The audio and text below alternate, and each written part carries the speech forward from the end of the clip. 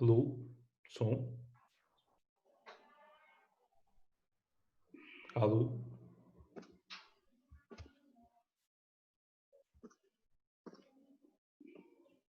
Oi, Salve Seixas, me escuta? estou te ouvindo bem. Beleza. Boa tarde, tudo bem? Boa tarde. Boa tarde, Seixas. Oi, Fernando. Vamos aguardar o resto da turma entrar. Tá ok. O Daniel está aqui.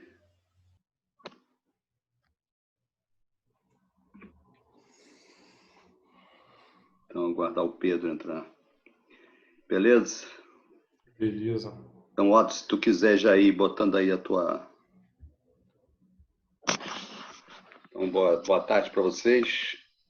Então, Otto, se você quiser botar a tua tela aí, fique à vontade, a casa é sua. Ok. Conseguem ver minha tela aí?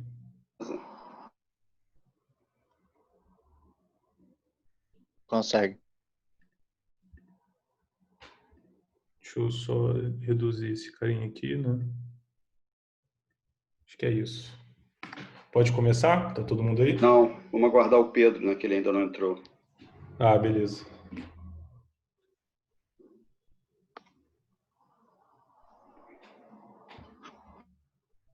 Ou seja, depois eu vou te mandar a autorização lá, tá? Você Só tem uma que dúvida. mandar, além da autorização, o canal YouTube, né? Quem não tiver que crie, porque as duas aulas já estão lá no canal, mas eu tenho que liberar para vocês específico. E acho que foi só o Daniel e a... Mas alguém me mandou, ainda não olhei direito. Rômulo está aqui também. Acho que foi o Rômulo, é. Então vocês têm que me mandar, porque a gente combinou isso na aula passada, mas vocês não mandaram nem só dois mandaram esse direito de eu poder gravar a aula, né? E o canal do YouTube para a gente, que está lá, que eu estou armazenando as aulas, tá bom? Beleza. Surgiu uma dúvida lá no grupo nosso, porque acho que alguém perguntou se poderia ser por e-mail só ou se deveria mandar alguma coisa assinada por punho. Não, tem que assinar formalmente, né? Tem que assinar, né?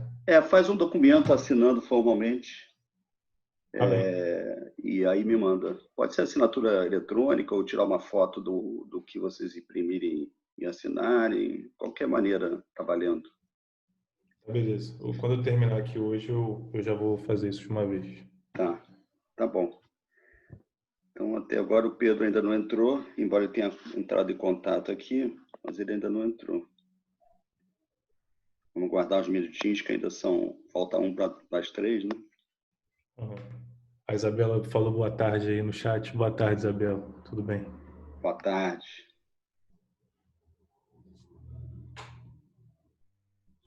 Boa tarde, gente. É que eu cheguei um pouquinho depois, eu não quis atrapalhar vocês falando.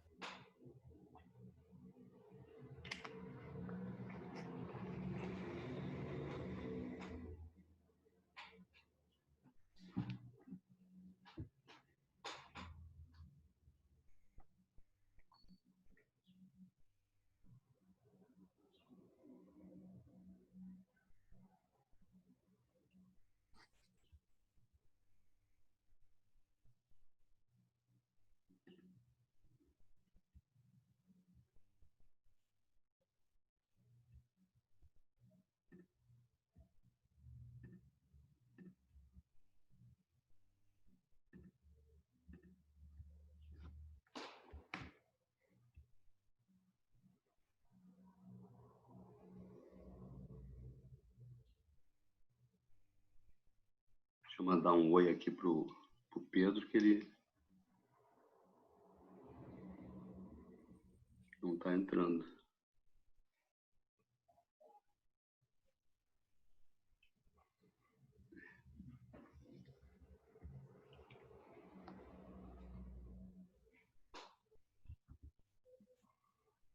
Às vezes ele está no horário de Paris. O Pedro? É. Mineiro no horário de Paris.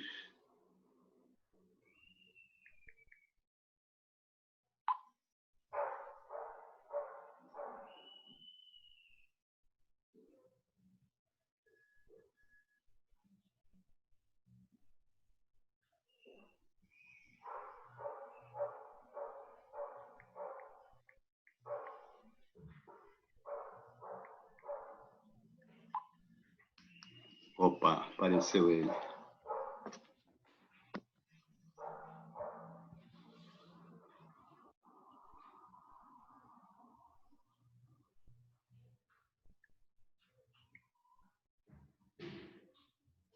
Pedro?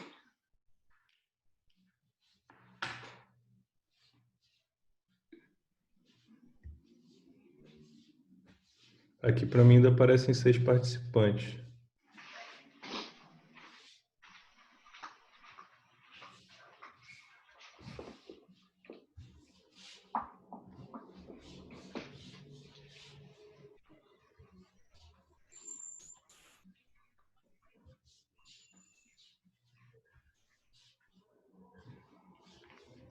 Ele ainda não entrou, não. Tá joining, mas não sai disso.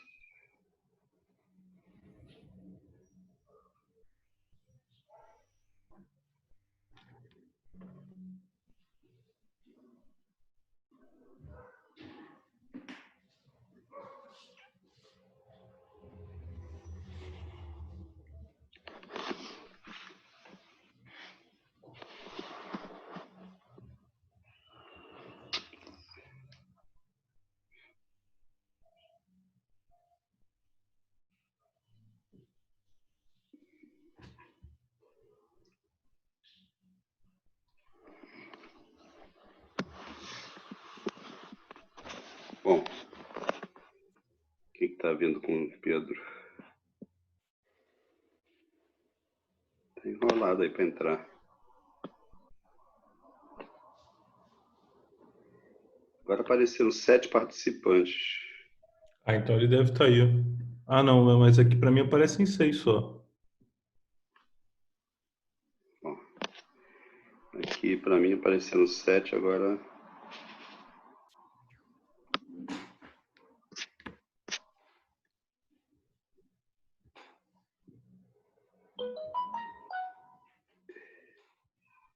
agora ficou só 6. Total de 6 agora. Ele caiu.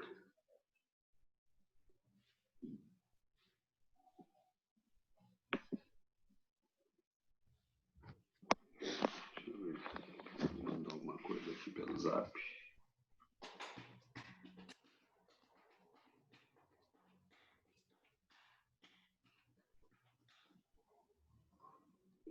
Tentando conectar.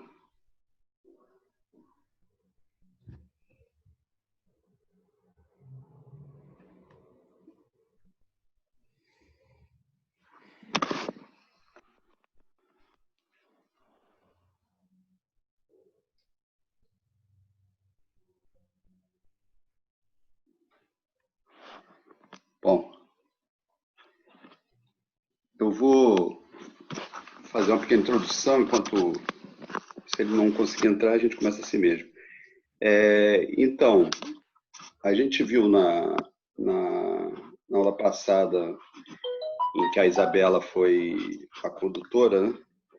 E então a gente viu os vários aspectos de processar vetores aleatórios, né? E vimos também esse conceito, né, do processo estocástico e maneiras de tratar isso. E vimos também características de estatística de ordem superior, que é uma coisa que a gente vai falar muito aqui no nosso curso. Então, ICA vai tentar acessar essa estatística de ordem superior para poder buscar quais são os componentes que são independentes, não mais fazendo a correlação linear, mas procurando correlações não lineares que estabeleçam quem são as fontes que originaram aqueles dados. E é um processo de otimização em que você tenta usar alguma coisa que indique se você está próximo das fontes, já que você está no modelo blind, né, no modelo cego. Então, como é que ICA vai tentar fazer? Bom, a maneira mais simples seria olhar, assim, continuando a esteira, né, das aplicações de estatística na engenharia elétrica. Então, já que eu estou atrás de coisas não gaussianas, considerando que o terceiro momento ele é impactado pela simetria, então ele não funciona bem em todas as fontes, o próximo momento a estudar é o quarto. E aí a kurtose, enquanto quarto cumulante, né, não é momento, mas tem ligação com E elevado a E de fonte elevado à quarta, né? Ele seria o cara a tentar acessar, a maneira mais fácil de tentar acessar a estatística de ordem superior seria através do... o Pedro apareceu aqui, vamos ver se ele entra. Seria através da kurtose. A gente viu que como é um cara que depende a quarta, entrou agora. Oi, Pedro.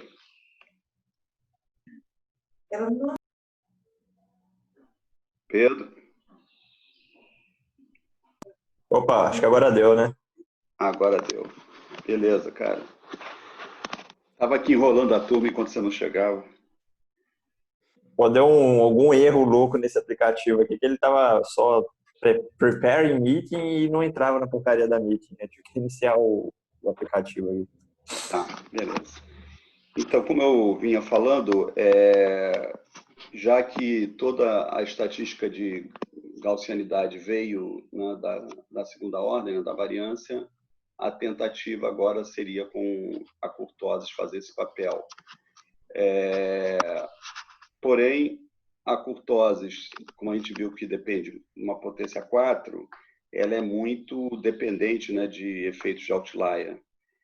Então, ela não tem nenhuma resiliência ao outlier. Então, qualquer coisa que saia um pouco do core central, ou mesmo que seja uma coleta mal feita de um dado, arrebenta a kurtose. Então,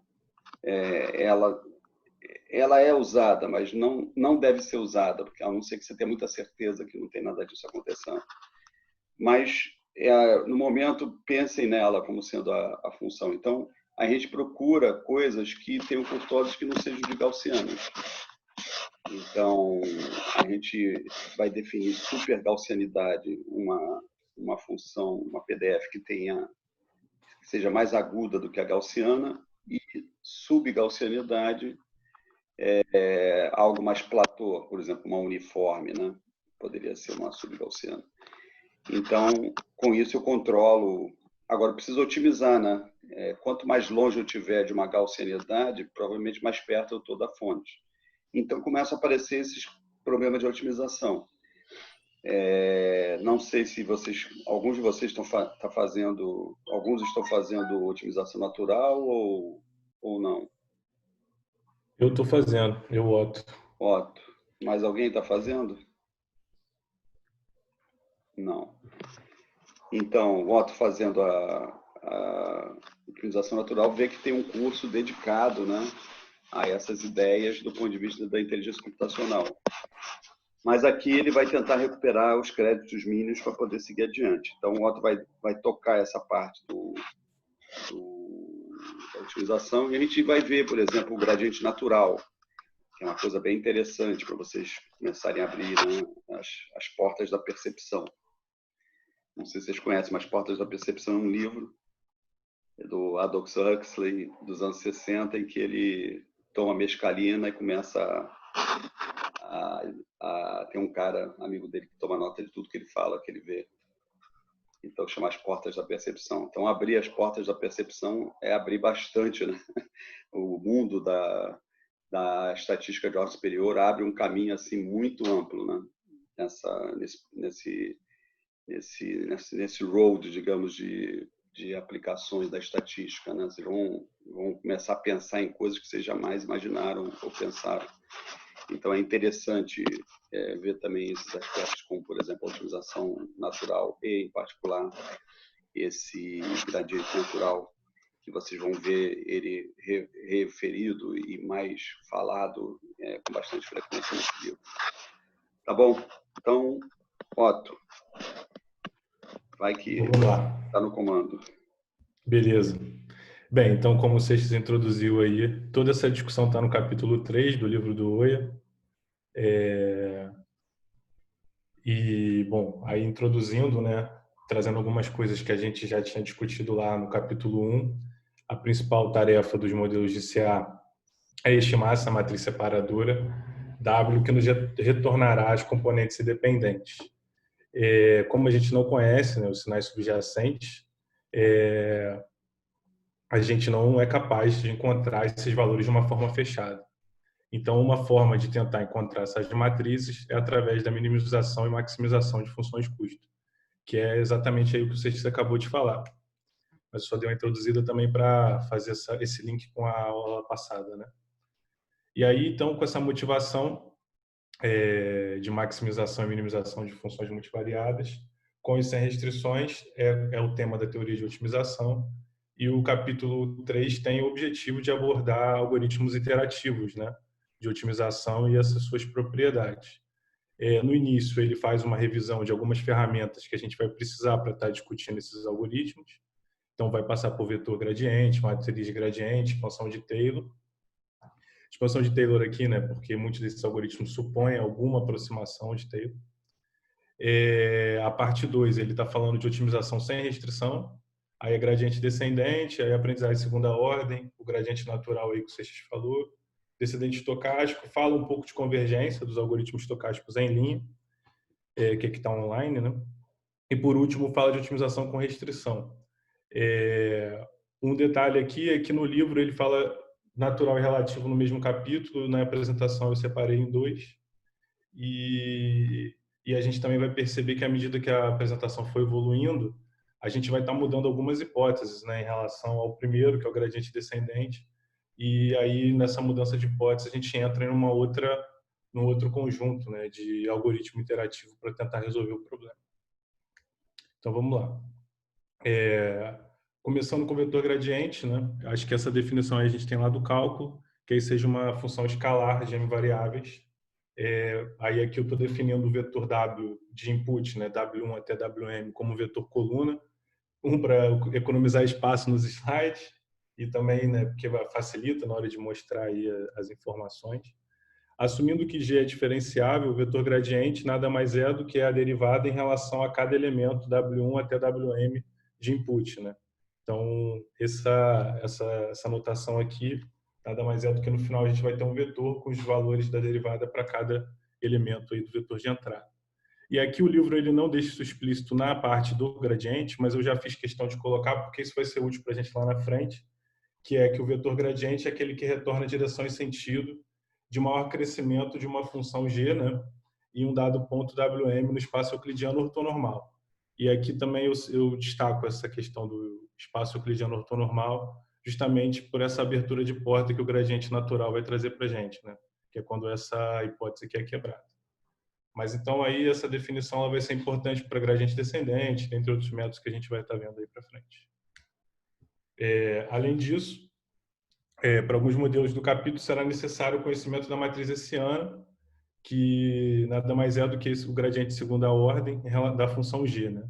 Então é uma matriz onde a gente vai ter na diagonal principal as segundas derivadas para o mesmo elemento e fora da diagonal principal a gente tem as derivadas cruzadas. No livro ele destaca isso, que como G em geral vai ser uma função contínua diferenciável, essa matriz sempre será simétrica. O conceito de gradiente também é generalizável para um vetor de funções de n elementos, que aí é a base do que é o jacobiano, né? onde, quando a gente tiver um vetor de funções, a gente é capaz de fazer o gradiente para cada uma dessas funções dentro desse vetor, e aí a gente vai ter uma matriz de derivadas, onde a GI iésima, né, a iésima coluna dessa matriz jacobiana, vai ser o gradiente referente à função GI, né, no caso. Então, aqui, cada coluna dessa vai ser o vetor gradiente de cada uma dessas funções que está nesse vetor de funções aí dadas, né? E outra coisa que o livro destaca também nessa seção inicial é que as regras de derivada que a gente está acostumado para funções escalares também valem para o caso vetorial. Então, a regra do produto, que é a primeira que está aqui, né, que é bem conhecida para a gente resolver problemas de derivada, é definida para gradiente, né, para vetores, bem como a regra do quociente e, por fim, a regra da cadeia. E aí ele também destaca que, para qualquer função composta, isso é válido, basta seguir, né, a regra da cadeia, fazendo a derivada para cada função, seguindo esse padrão aqui da equação 7. A matriz de gradiente, em várias aplicações do livro, a gente deve considerar algumas funções G, que o input delas, ao invés de ser um vetor, vai ser uma matriz. E um exemplo clássico disso, né, para a gente ilustrar, é o determinante. Né? O determinante ele toma como entrada uma matriz e retorna um valor no final, como uma função aí dessa matriz de input. E o livro destaca um negócio que é interessante, que você pode reindexar qualquer matriz de modo a ser um vetor e mostrar que todas as coisas que a gente já disse em relação a vetor funcionam também para matrizes. Então, toda a regra da cadeia, a regra do quociente, tudo isso é válido também quando o input é uma matriz. Né? Inclusive, na cadeira de otimização natural, o Zé Gabriel usa bastante essa técnica, né, de reindexar as coisas. Mas aqui a gente vai introduzir, né, uma definição própria justamente para facilitar, por comodidade, na hora de ver alguns exercícios, na hora de fazer alguns problemas, dentro do problema de matriz, é bom a gente ter uma definição própria para gradiente de matriz. Em analogia ao vetor gradiente, o que a gente tem é que, dado um input W e J, a derivada dessa função G relacionada a cada elemento vão ser os elementos dessa matriz M por N, indo de 1 a 1 até M por N. Né? E a gente também vai definir, por conveniência, como sendo DGDW o gradiente dessa matriz. Aí aqui eu trouxe um exemplo simples, no livro tem outros, mas só para também não ficar solto, né? Onde mostra o gradiente de uma função simples que é a W, né? Que é o produto entre esse vetor A e o vetor W. E aqui a gente faz a derivada em relação a W, e o retorno nada mais vai ser do que esse vetor aqui de elementos A1 até a M. Né? E aqui também eu representei ele em coluna. Bem, a partir daqui a gente já está preparado já conhecemos uma das ferramentas, né? Duas delas, né? Que precisam, e a terceira é a expansão de Taylor. Muitos dos métodos numéricos de aprendizagem, né, que a gente vai estudar no livro, tanto quanto em outras disciplinas, eles partem de aproximações de Taylor. E para isso, primeiro eu enunciei, isso não está no livro, mas eu acho que poderia só, né, servir de introdução, que eu enunciei a série de Taylor completa para uma função escalar, e aí aqui a gente varia n, né? Então, quando for 0, não é nenhuma derivada. Aí, quando for 1, aqui em n, a gente vai ter derivada de primeira ordem, de segunda, e aqui o n varia também, o n fatorial também. Né? Então, se a gente for expandindo, aqui nada mais é do que a expansão de Taylor na vizinhança do ponto W. Né? Então, a gente está olhando aqui, esse W' varia na vizinhança desse W escolhido, para a gente fazer a avaliação de Taylor. E aqui é a série mais geral possível, né? Indo de 0 a infinito.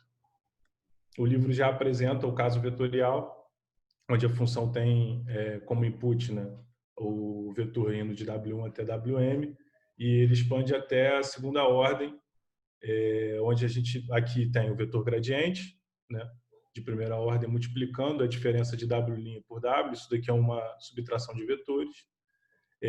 Aqui a gente tem a matriz hessiana, né, que é a derivada de segunda ordem, e aqui, de forma quadrática, né, os vetores multiplicando essa matriz hessiana. seguindo aquela fórmula que eu mostrei antes ali para o caso escalar, mas aqui para o caso de vetores, né? E aí aqui a reticências, né, mostra as outras ordens lá para baixo. Aqui no livro, eu acho que ele mostra só até segunda ordem, porque em geral nenhum dos exemplos, né, de regras iterativas que a gente vai estar estudando vai estar falando de modelos que levam em consideração, na sua regra de interação, né, ordem maior do que a segunda. Então acho que isso foi mais para economizar mesmo. E aqui nada mais é do que eu já disse, né, que a aproximação que a gente está fazendo nesse caso é em relação a um vetor W dado, né? A gente quer olhar na proximidade desse W quando a gente expande integral dessa maneira. Aí, para o caso, tem uma ressalva que o livro faz, que para o caso das matrizes, a partir da derivada de segunda ordem, as contas já começam a ficar meio intratáveis, né? Ele cita que a derivada de segunda ordem, por causa das matrizes, já é um tensor de quarta ordem. Eu, particularmente, não conheço tensor, né? Nunca tive contato muito com essa literatura. E aí ele cita, bom, a gente vai apresentar até a primeira ordem, porque as contas já ficam mais intratáveis. E aí é que por isso que também que eu apresento da mesma maneira que o livro apresenta, né? Trazendo a expansão de Taylor em volta da matriz Wzão. Esse daqui nada mais é do que o produto interno entre a matriz gradiente e a distância de uma matriz na proximidade de W em relação a W. E essa definição aqui do traço, né, ele usa, né, essa definição, que o produto interno de matrizes nada mais é do que representado pelo traço da multiplicação das mesmas. E a gente vai ver quando a gente estiver discutindo gradiente relativo que vale também, se as matrizes forem quadradas, né, a gente pode inverter essa ordem. Então, essa matriz pode estar multiplicando o gradiente por aqui, é igual à inversão dessa multiplicação, né? Tipo, essa matriz pode estar aqui e o delta, esse W' menos W pode estar aqui. Enfim, vale a igualdade da inversão das posições. Então, Otto, sobre o negócio dos tensores, eles vão aparecer no capítulo em que a gente vai falar do JAD, que é um algoritmo, está entre os dois mais fortes de ICA, JAD e FAST-ICA. E aí a ideia do JAD é exatamente operar sobre os tensores.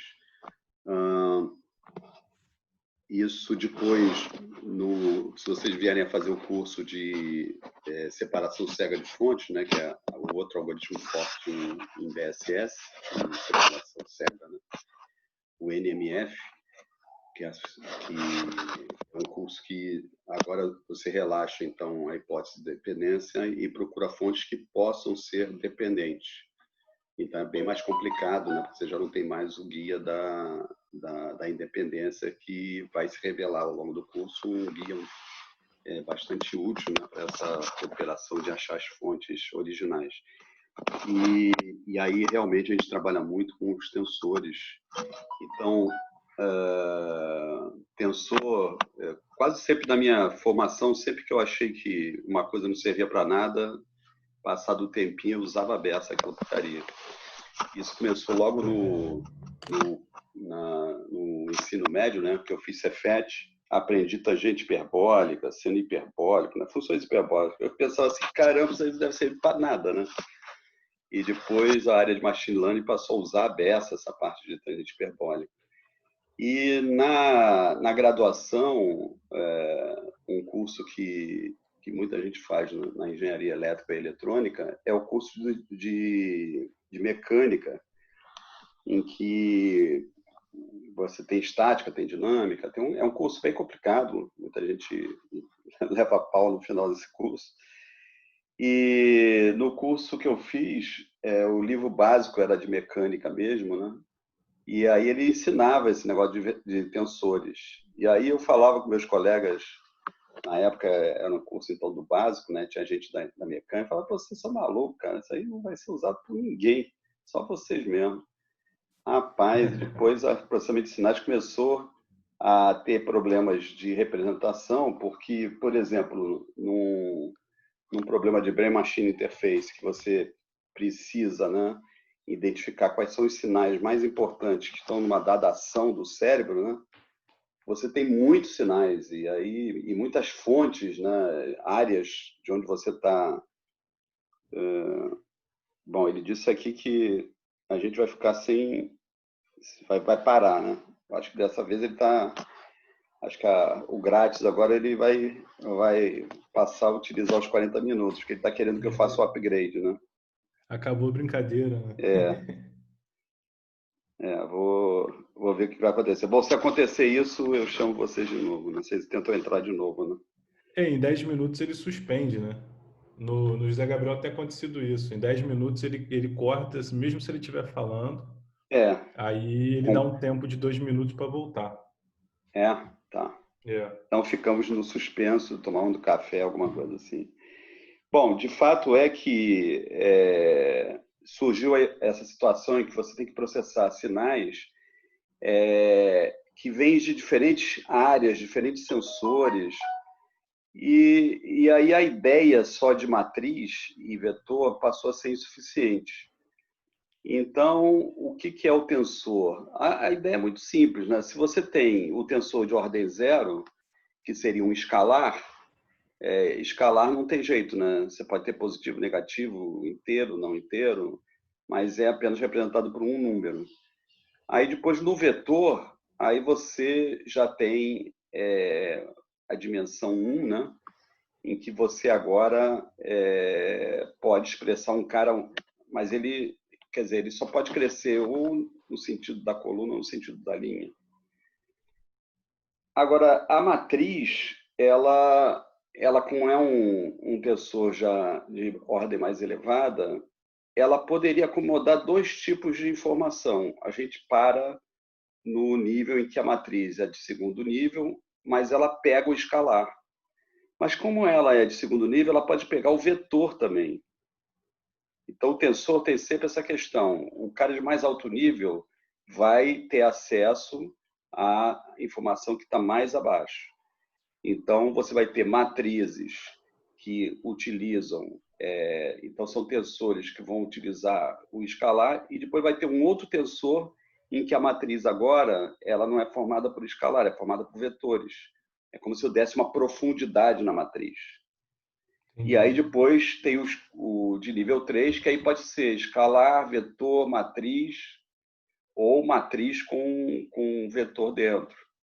E assim vai Você está subindo. dizendo que o elemento ele vira no caso da matriz, o elemento agora pode ser um vetor também, ao invés de ser só um escalar. É isso que você está falando? A matriz, como a gente conhece, é o tensor que tem a estrutura bidimensional com escalar como elemento, e a outra matriz, digamos assim, que é um escalar desse mesmo nível 2, mas com possibilidade de encaixar agora um vetor.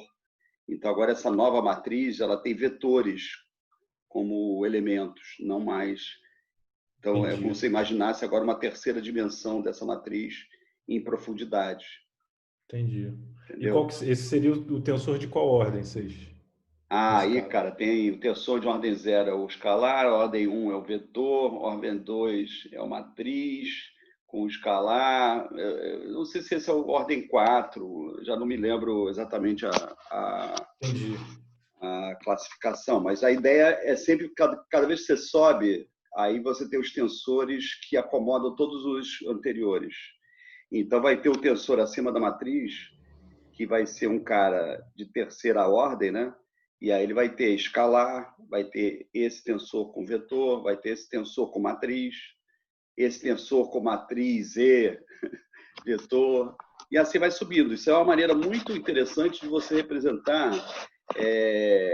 informação que está multidimensional, mas de multilugares.